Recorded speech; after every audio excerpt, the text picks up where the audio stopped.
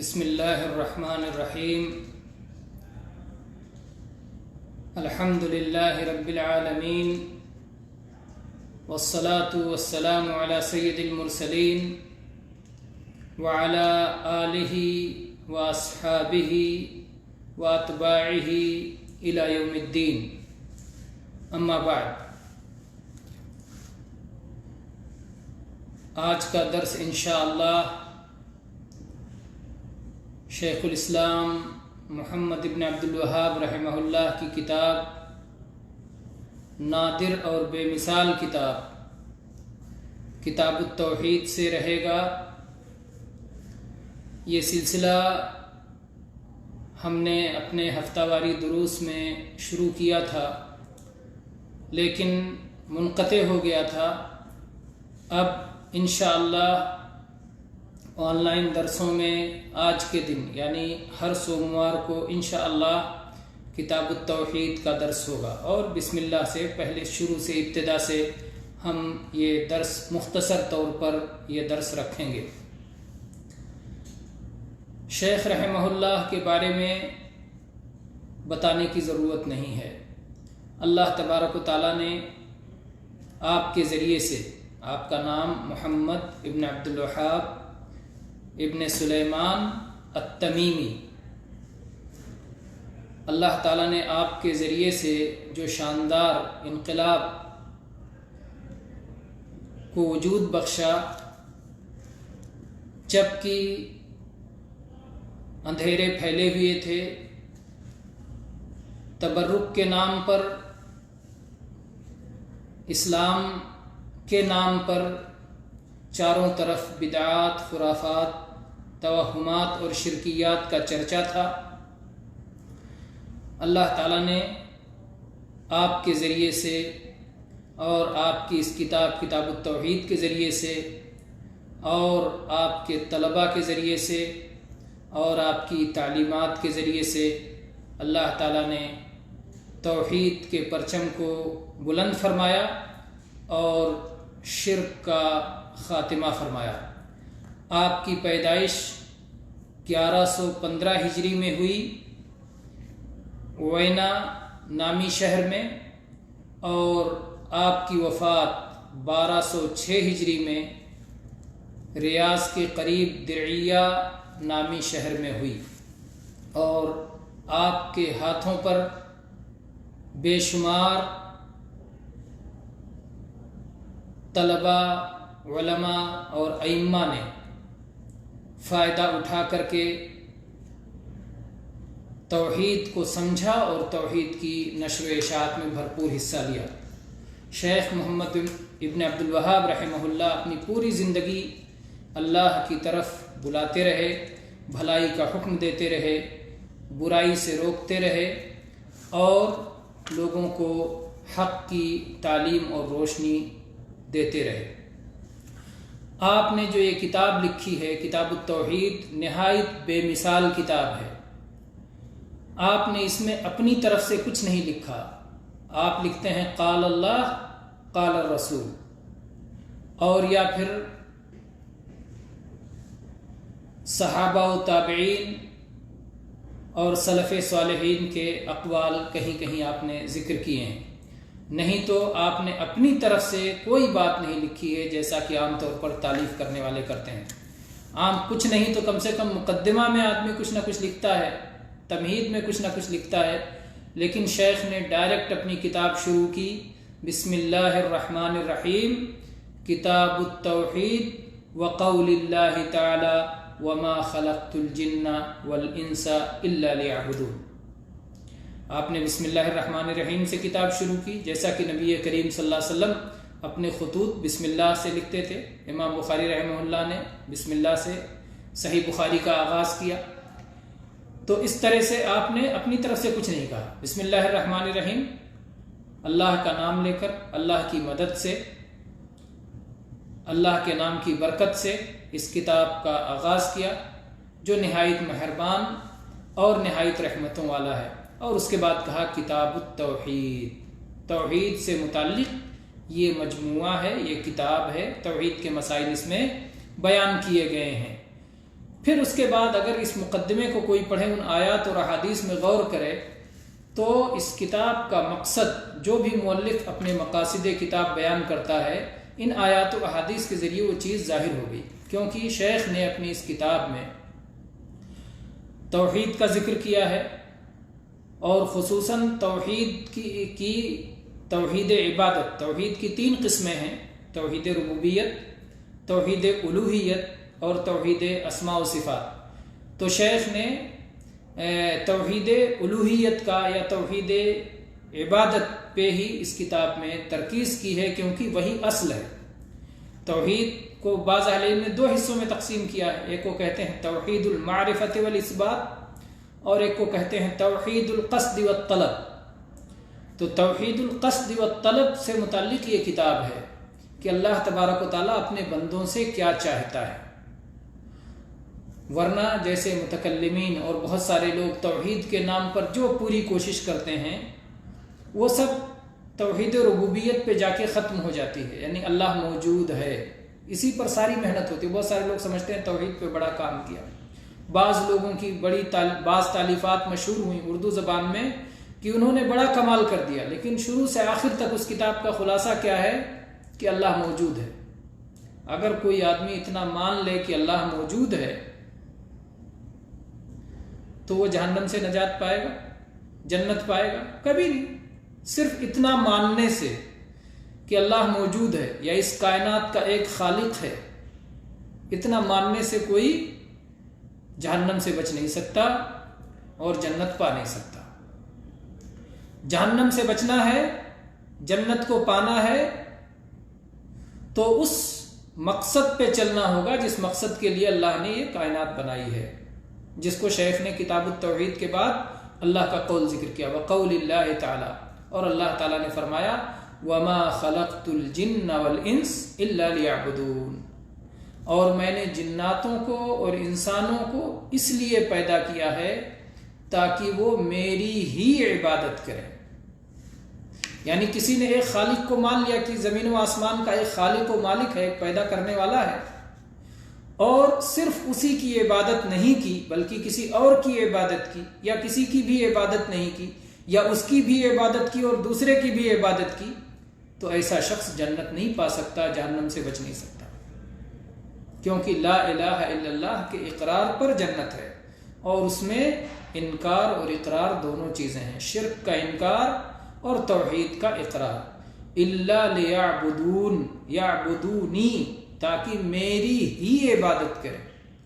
جب اللہ ہی کی عبادت ہوگی اور اللہ کے ماں سوا جن کی بھی عبادت کی جاتی ہے ان کا انکار کیا جائے گا کہ وہ لائق عبادت نہیں ہے، اور ان کی عبادت کو چھوڑا جائے گا، تبھی آدمی جنت پا سکتا ہے۔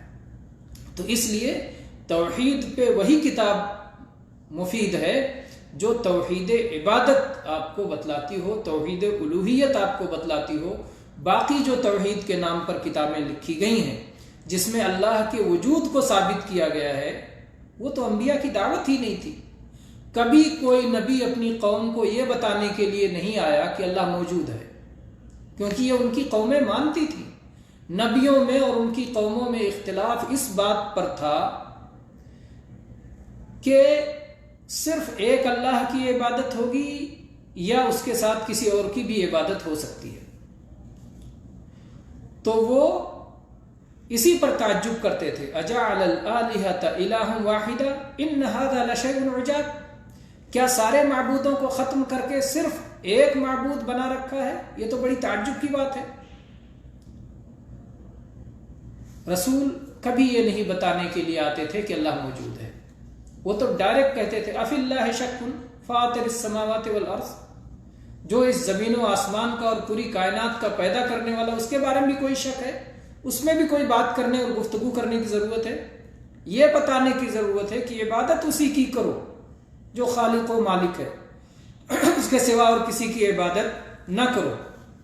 تو بہرحال شیخ الاسلام محمد ابن عبد الوہاب رحمہ اللہ نے کتاب التوحید کہہ کر کے کتاب کا نام بتلایا، جس سے معلوم ہو گیا کہ یہ کتاب کس موضوع پر ہے۔ تو اس کتاب میں توحید کا بیان ہوگا، اور توحید کی ضد جو توحید کے برعکس ہے، جو توحید کے منافی ہے، جو توحید کے اپوزٹ ہے، شرک، اس کا بیان ہوگا، اور کن چیزوں کی وجہ سے توحید مکمل ہوتی ہے ان کا بیان ہوگا، اور کن چیزوں کی وجہ سے توحید ناقص ہو جاتی ہے ان کا بیان ہوگا، توحید کے آداب، توحید کی شرطیں، توحید کے تقاضے، توحید کے مکملات، توحید کے نواقص اور توحید کے نواقص، ان ساری چیزوں کا اس کتاب میں بیان ہوگا۔ ہم نہایت اختصار سے شیخ نے پہلی آیت ذکر کی، پہلی آیت پہ غور کرتے ہیں۔ پہلی آیت ہے وَمَا خَلَقْتُ الْجِنَّ وَالْإِنسَ إِلَّا لِيَعْبُدُونَ، کہ اللہ تعالیٰ نے فرمایا کہ ہم نے جناتوں کو اور انسانوں کو اس لیے پیدا کیا ہے تاکہ وہ میری ہی عبادت کریں۔ اللہ تعالیٰ نے جناتوں کا پہلے ذکر کیا کیونکہ جناتوں کو اللہ نے پہلے پیدا کیا ہے اور بعد میں انسانوں کو پیدا کیا ہے۔ ایک حکمت یہ بھی ہو سکتی ہے کہ بہت سارے انسان جناتوں کی عبادت کرتے ہیں، تو اللہ تعالیٰ نے پہلے جناتوں کا ذکر کر دیا کہ جنات یہ میری مخلوق ہے، اور کوئی بھی مخلوق اس لائق نہیں ہوتی جس کی عبادت کی جائے، بلکہ اس کو میں نے اس لیے پیدا کیا ہے کہ وہ بھی میری ہی عبادت کریں۔ تو اس لیے جنوں کی عبادت مت کرو، جن معبود ہونے کے لائق نہیں ہیں، سچا معبود صرف اللہ ہے۔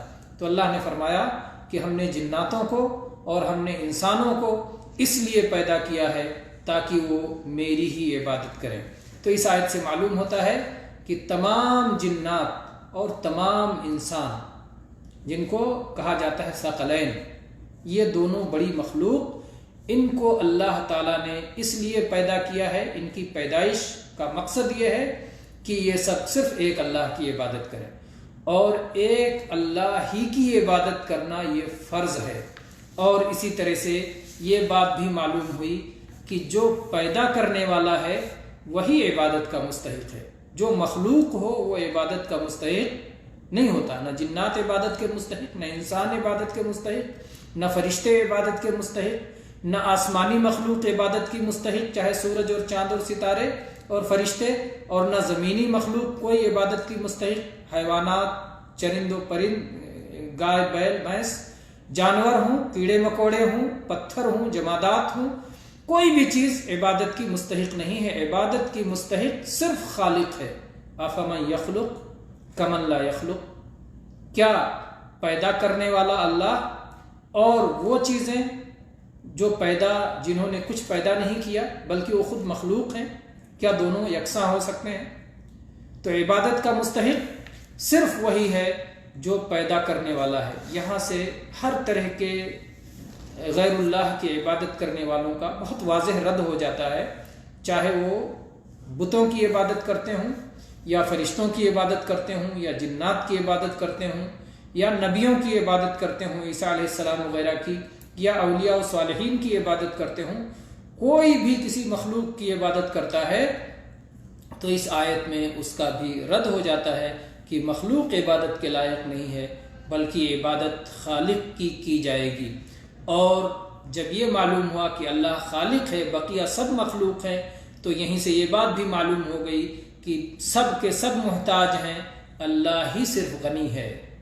اللہ غنی ہے، جو مخلوق ہے وہ نہیں تھا، اپنے پیدا ہونے میں وہ محتاج تھا کہ کوئی اسے پیدا کر دے، اللہ نے انہیں پیدا کر دیا، اور پیدا کرنے کے بعد ان کی احتیاج ختم نہیں ہوئی، وہ اس پیدا کرنے والے کے قدم قدم پہ محتاج ہیں۔ تو تمام مخلوقات محتاج ہیں، انسان و جنات سب۔ اللہ غنی ہے، اللہ کسی کا محتاج نہیں، کسی طرح محتاج نہیں، وہ ہمیشہ سے تھا اور ہمیشہ رہے گا، وہی اس کائنات کا وارث ہے۔ جب سب ختم ہو جائیں گے اللہ باقی رہے گا، سب فانی ہے، اللہ باقی ہے۔ تو اللہ تبارک و تعالی غنی ہے اپنی ساری مخلوق سے، کوئی عبادت کرے گا صرف ایک اللہ کی اپنے فائدے کے لیے کرے گا، اللہ تعالیٰ کو فائدہ نہیں پہنچائے گا، اپنا فائدہ کرے گا۔ اور اگر اللہ کے ساتھ کسی اور کی عبادت کرے گا تو چونکہ اللہ غنی ہے اس لیے وہ ملاوٹ والی چیزوں کو قبول نہیں فرماتا۔ اللہ نے فرمایا حدیث قدسی میں، انا اغنى الشرکاء عن الشرک من عمل عملا اشرک فیہ معی غیری ترکتہ وشرکا، میں سارے شرکاء سے زیادہ بے نیاز ہوں، جو کوئی ایسا عمل کرے گا جس میں میرے ساتھ کسی اور کو شریک کرے گا تو میں اس کو بھی اور اس کے عمل کو بھی سب کو چھوڑ دوں گا. اور سزا تو دے گا ہی. چھوڑنے کا مطلب یہ نہیں کہ سزا دینے سے بھی چھوڑ دے گا، نہیں، اس کا عمل قبول نہیں کرے گا لیکن اس کو سزا دے گا شرک کی، کیونکہ اللہ تبارک و تعالیٰ نے جس مقصد سے اسے پیدا کیا ہے اس نے اس مقصد کو پورا نہیں کیا. تو اللہ تبارک و تعالیٰ خالق ہے، باقی سب مخلوق ہیں. اللہ تبارک و تعالیٰ غنی ہے، باقی سب محتاج ہیں. اللہ تبارک و تعالیٰ خالق ہے، مستحق عبادت ہے، باقی سب مخلوق ہیں. کوئی بھی عبادت کی مستحق نہیں ہے. اللہ نے جناتوں کو اور انسانوں کو اس لیے پیدا کیا ہے تاکہ وہ سب کے سب ایک اللہ کی عبادت کریں اور اس کے ساتھ کسی اور کو شریک نہ کریں. اور اللہ نے یوں ہی بیکار نہیں پیدا کیا ہے بلکہ پیدا کرنے میں حکمت ہے. تو اللہ کا کوئی بھی کام حکمت سے خالی نہیں ہے. اللہ نے کورونا کی یہ بیماری بھیجی ہے، اس کا یہ کام بھی حکمت سے خالی نہیں ہے. اللہ تعالیٰ کے سارے کام حکمت سے بھرپور ہوتے ہیں.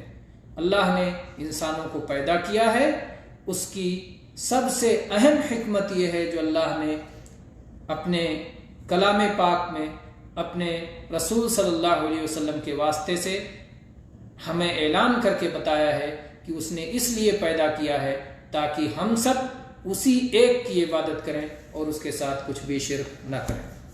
تو یہ رہی پہلی آیت جو شیخ الاسلام محمد ابن عبد الوہاب رحمہ اللہ نے اپنی کتاب میں ذکر کی، کتاب التوحید کہنے کے بعد. تو یہ نہیں کہیں گے کہ یہ کتاب التوحید ہے اور اس میں محمد ابن عبد الوہاب رحمہ اللہ نے جو چاہا اپنی طرف سے کہا. نہیں، انہوں نے تو کہا یہ اللہ کا قول ہے، اللہ کے رسول کا قول ہے. تو اس لیے کتاب التوحید پڑھنے سے آنکھیں کھل جاتی ہیں اور ذہن کے دریچے کھل جاتے ہیں اور شرک کی وجہ سے جو نسیں بند ہوتی ہیں وہ کھل جاتی ہیں. تو یہ اللہ کے فضل سے انسان کو روشنی مہیا کرتی ہے. اس کے بعد دوسری آیت شیخ نے ذکر کی وَقَوْلِهِ، اور اللہ کا یہ قول وَلَقَدْ بَعَثْنَا فِي كُلِّ أُمَّةٍ رَسُولًا أَنِ اعْبُدُوا اللَّهَ وَاجْتَنِبُوا الطَّاغُوتَ، اور یقیناً ہم نے ہر قوم میں ایک رسول بھیجا یہ بتانے کے لیے کہ صرف ایک اللہ کی عبادت کرو اور طاغوت سے بچ کے رہو.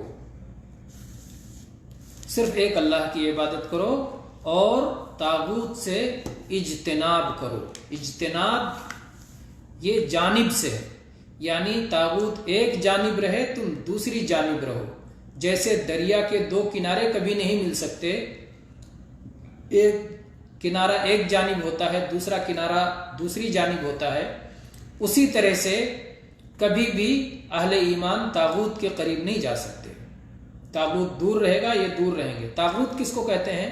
طاغوت یہ طغیان سے ہے، اس کے معنی ہوتا ہے سرکشی. تو کوئی بھی بندہ جب اپنے حد سے تجاوز کر جاتا ہے، کسی کی بھی جس کی عبادت کی جائے اور وہ اپنی عبادت پہ راضی ہو تو وہی طاغوت ہے. ہر وہ چیز جس کی عبادت کی جائے اللہ کے سوا اور وہ اپنی عبادت پہ راضی ہو تو وہ طاغوت ہے.